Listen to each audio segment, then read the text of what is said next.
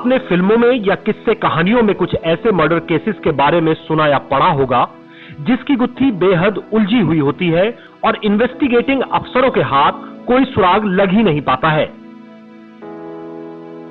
या फिर कत्ल की गुत्थी को सुलझाने में लंबा समय लग जाता है।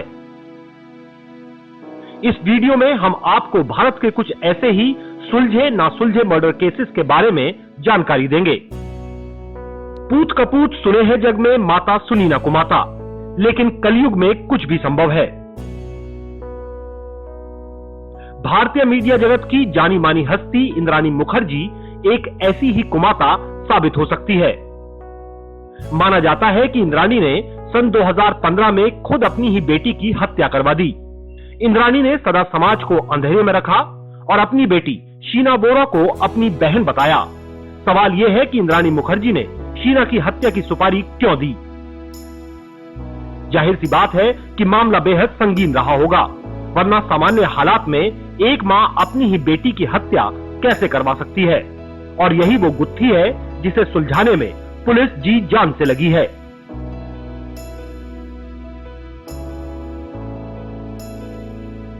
जाने माने लेखक और पॉलिटिशियन शशि थरूर की पत्नी सुनंदा पुष्कर की मौत हत्या है या हादसा? ये गुत्थी आज तक नहीं सुलझ पाई है। सवाल है कि क्या शशि थरूर से इसका कोई तार जुड़ा है? माना जाता है कि सुनंदा को मोहरा बनाकर शशि थरूर ने आईपीएल में 70 करोड़ रुपए की हेराफेरी की। वहीं पाकिस्तानी पत्रकार मेहर तरार से एक्स्ट्रा मैरिटल अफेयर के चलते भी इन दोनों में खासा विवाद चल रहा था। इस विवाद को सुलझाने के लिए शशि थरूर और सुनंदा पुष्कर ने एक संयुक्त बयान जारी किया और इसके अगले ही दिन सुनंदा की लाश एक होटल के कमरे में मिली। मामला पेचीदा है जिसे सुलझाने के लिए पुलिस बारीकी से पड़ताल कर रही है।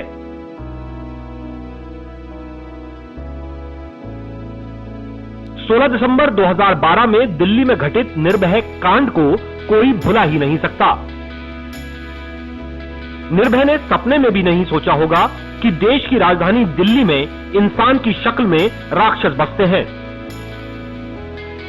दरअसल बस में एक अकेली लड़की को देखकर बस का स्टाफ हैवान बन गया और 3 लोगों ने चलती बस में निर्भया के साथ बलात्कार किया और हैवानियत की सभी हदें पार कर दी। बदहाल निर्भया को बचाने की लाख कोशिश की गई, लेकिन दरिंदगी की शिकार निर्भया जिंदगी की ये जंग हार गई। इस अपराध के लिए आरोपियों को मौत की सजा सुनाई गई, जिसे बाद में उम्र कैद में बदल दिया गया।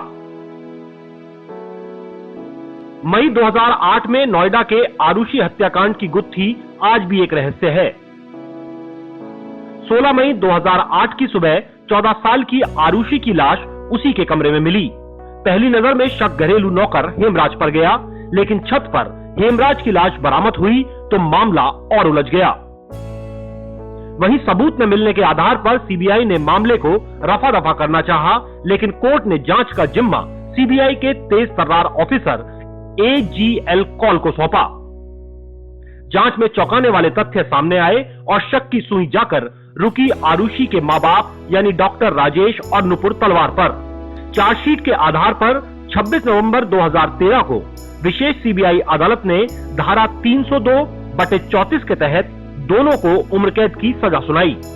फिलहाल राजेश और नुपुर तलवार अपनी इकलौती बेटी आरुषि की हत्या के आरोप में उम्र कैद की सजा काट रहे हैं।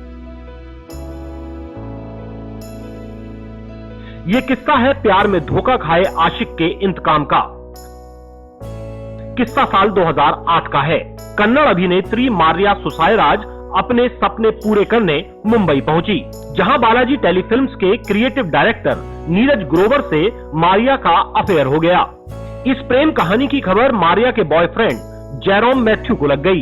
जेरोम रातों रात कोच्चि से मुंबई पहुंच गया और बदकिस्मती से नीरज ग्रोवर मारिया के बेडरूम में मौजूद मिला।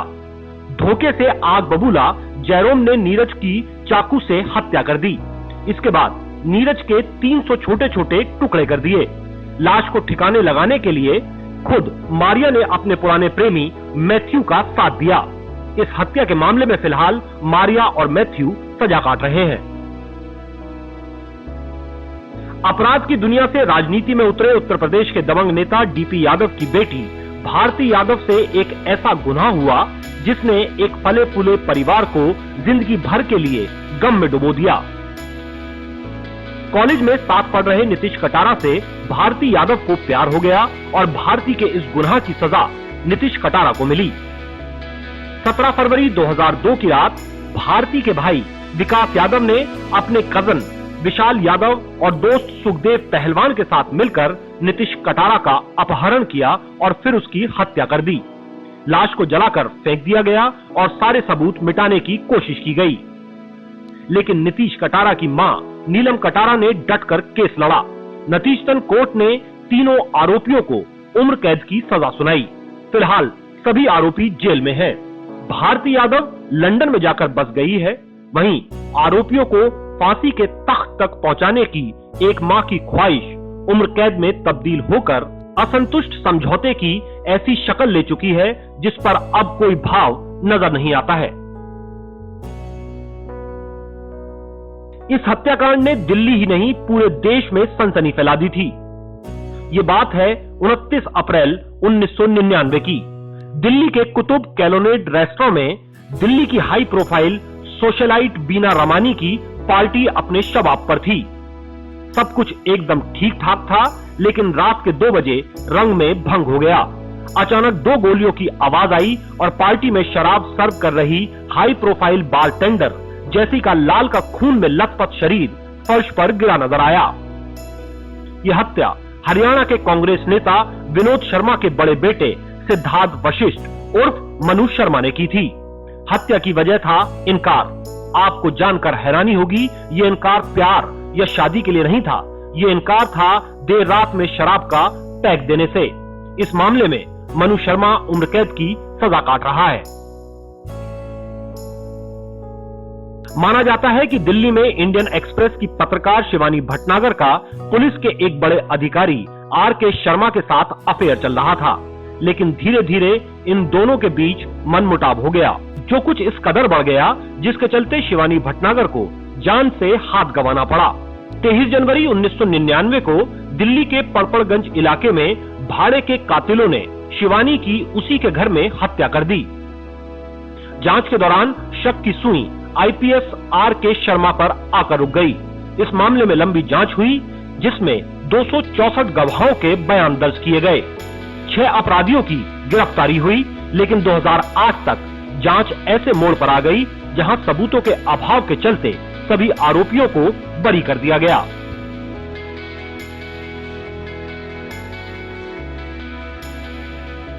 मोहब्बत इंसान को दरियादिली सिखाती है, लेकिन हवस हैवान बना देती है। दिल्ली की लॉ कॉलेज में पढ़ रही 25 वर्षीय प्रियदर्शनी मट्टू पर भी एक ऐसे ही हैवान की नजर पड़ गई। पुलिस के एक बड़े अधिकारी की बिगड़ी औलाद संतोष कुमार सिंह ने 23 जनवरी 1996 की सुबह प्रियदर्शनी के घर में जबरदस्ती घुसकर उसको अपनी हवस का शिकार बनाया और बिजली के तार से गला घोंटकर हत्या कर दी। इसका हैवान फिर भी शांत नहीं हुआ। हत्या के बाद संतोष ने हेलमेट से मार मार कर प्रियदर्शनी की शक्ल पहचाने न जाने की हालत में कर दी। इस मामले में कोर्ट ने संतोष को मौत की सजा सुनाई, जिसे बाद में उम्र कैद में तब्दील कर दिया गया।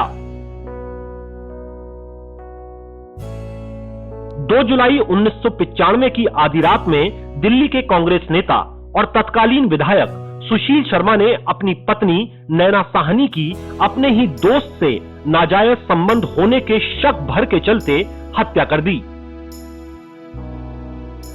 तंदूर कांड से प्रसिद्ध इस हत्याकांड ने इंसान के हैवान बनने की दास्तां को सच कर दिया था और पूरे देश में सनसनी फैला दी थी।